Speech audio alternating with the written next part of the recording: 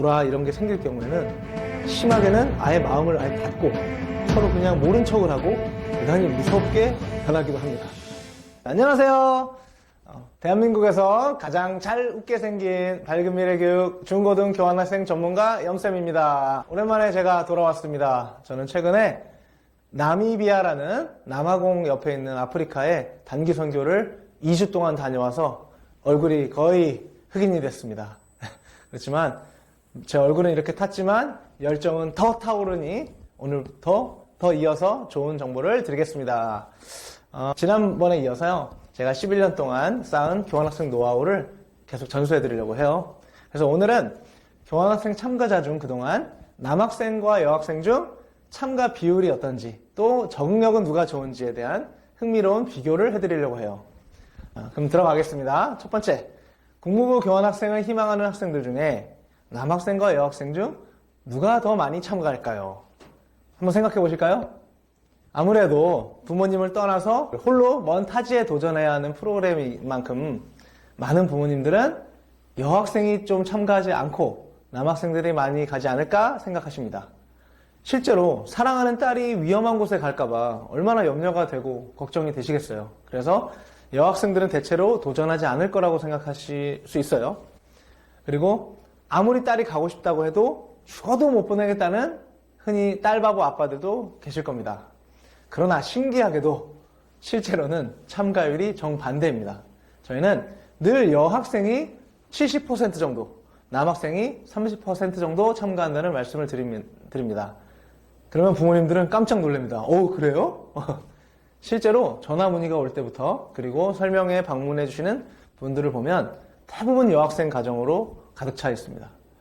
그래서 제가 설명회 때는 농담 반으로 이렇게 말씀드리는 게 있는데, 여학생들은 부모님을 모시고 이 자리에 오고 남학생들은 도살장처럼 끌려온다는 것입니다.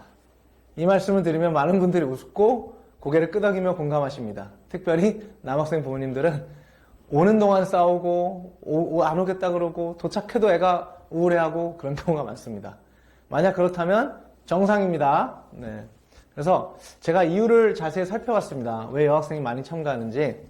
그래서 아무래도 청소년 시기에는 여학생들이 자신의 삶에 대한 열정과 의지와 또 꿈을 이루고자 하는 욕심이 있는 편인 것 같습니다. 또한 주변 친구나 심지어 나보다 공부를 못했던 친구가 해외에 다녀오거나 해서 더 잘 됐다는 얘기를 들으면 엄청난 자극과 질투심까지도 갖곤 합니다. 그래서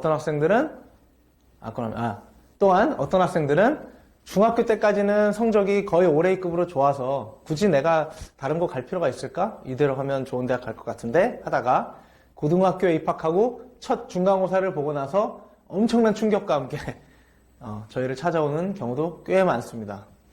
반면 남학생들은 지금 이대로 편안한 삶이 좋고 또 부모님 떠나서 굳이 고생하고 싶지 않고 또 친구들이나 특별히 여자친구가 있으면 또는 게임이 너무 좋아서 이런 이유로 미국에 가고 싶어 하지 않습니다.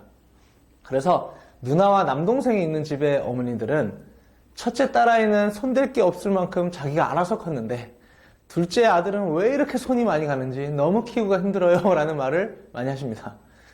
저희는 남학생들 부모님께는 보통 남자아이는 한 20살 이후에 철이 들 수가 있기 때문에 어머님께서 많은 여유와 인내를 가지시는 게 좋습니다 라고 좀 안심을 드리려고 노력합니다.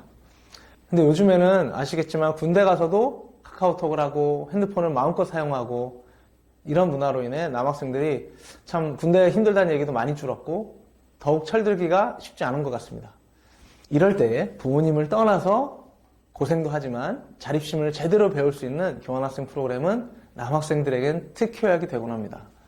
자, 그렇다면 두 번째로, 실제로 현지에서의 적응력은 누가 더 좋을까요?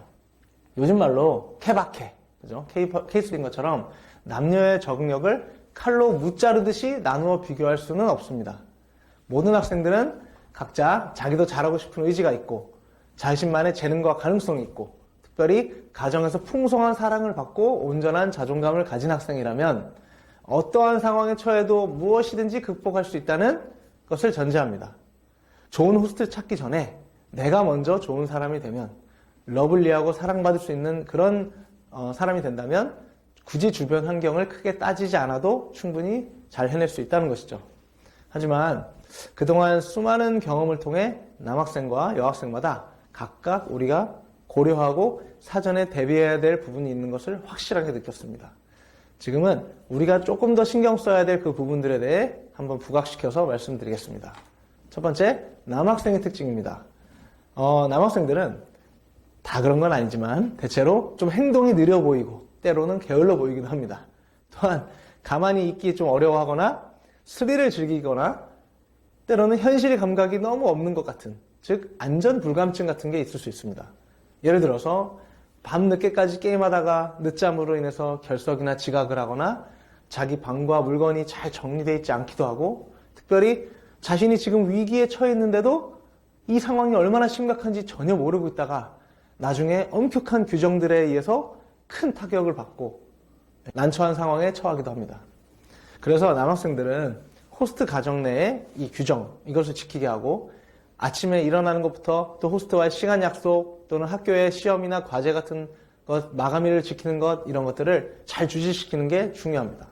또한 함부로 자동차나 이런 위험한 것들을 운전하거나 타게 하지 않는 것, 또한 뭐 총이나 칼 같은 흉기를 가지고 놀거나 인터넷에서 이런 자료들을 막 검색하는 등의 행동은 미국에서는 특히 더 위험한 학생 또 오해받을 만한 이런 일로 난처해질 수 있으니 애초에 이런 것을 하지 않도록 잘 알려줘야 합니다.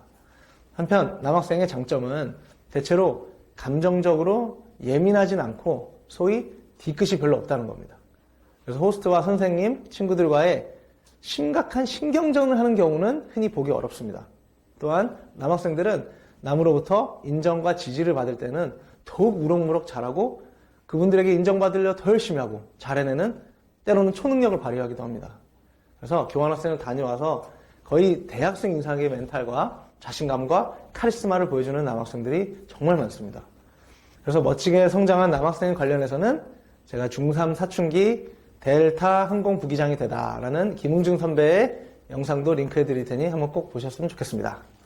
두 번째, 여학생의 특징은 이렇게 다음과 같습니다. 여학생들은 대체로 자기 관리가 뛰어난 편입니다. 과제를 이행하고 약속을 지키는 이런 기본적인 규율들을 성실하게 잘 해내곤 합니다. 그리고 아이에게 그다지 지적할 만한 것이 없을 만큼 소위 야무지고 똑부러진 경우도 많습니다. 그래서 성적이나 생활 면에서는 그다지 걱정할 부분이 많지 않아요. 그런데 이제부터 말씀드리는 게 되게 중요합니다. 심리전이나 신경전 이런 부분에 대해서는 정말 예의주시하고 조금 대비를 해야 됩니다. 특별히 좀 자존심이 센 친구들은 호스트나 선생님이나 친구들과 오해나 갈등, 불화 이런 게 생길 경우에는 심하게는 아예 마음을 아예 닫고 서로 그냥 모른 척을 하고 지낼 만큼 대단히 무섭게 변하기도 합니다. 그래서 흔히 우리가 얘기하는 삐진다라고 하죠. 이런 것은 미국에서는 큰 오해를 불러일으킬 수 있기 때문에 잘 대처해야 됩니다. 그러니까 한국 부모님들은 자녀가 토라지게 되면 왜 그럴까 우리 아이가 이렇게 알아내려고 하고 무슨 일이니 하면서 아이의 마음을 헤아리려고 노력을 참 많이 해주십니다. 그래서 정말 아이를 위해 우리나라 부모님들만큼 정말 과하다 싶을 정도로 아이들에게 막 끌려다닐 정도로 이렇게 헌신하는 부모님들은 다른 국가에 많지 않을 거예요.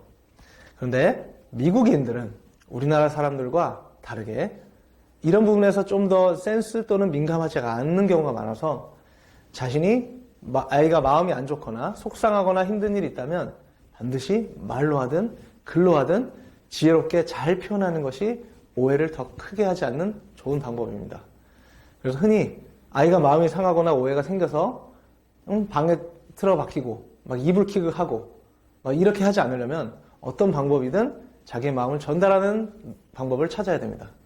그래서 내가 만일 감정이 너무 안 좋은 상태라고 해보면 그때 상대의 눈이나 얼굴을 보지도 않고 또는 등을 돌리고 흔히 쌩 하고 지나가는 모습을 보이면 그분 호스트나 이런 미국인 분들에게 너무 크게 자존심에 타격을 입힐 수가 있습니다.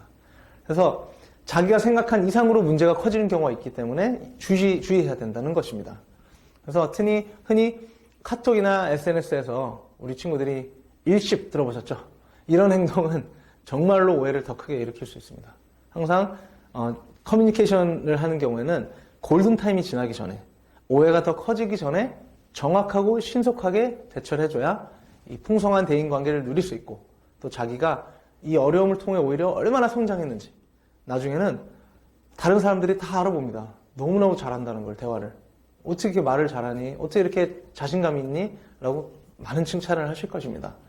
실제로 미국에서 때로는 고생 또는 눈물 흘리는 경험 이런 걸로 인해 나중에는 대학, 직장, 결혼, 육아 등 모든 면에서 다 전공법으로 풀어내는 그런 자신감을 선배들을 통해 많이 보았습니다.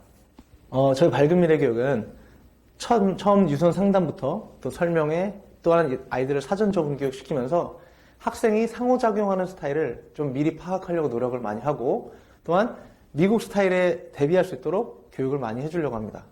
그래서 우선 학생들이 우리 선생님들과 먼저 인사를 잘하고 소통을 잘하면 그것으로 이미 성공적인 미국 생활의 첫 걸음이 되는 것입니다.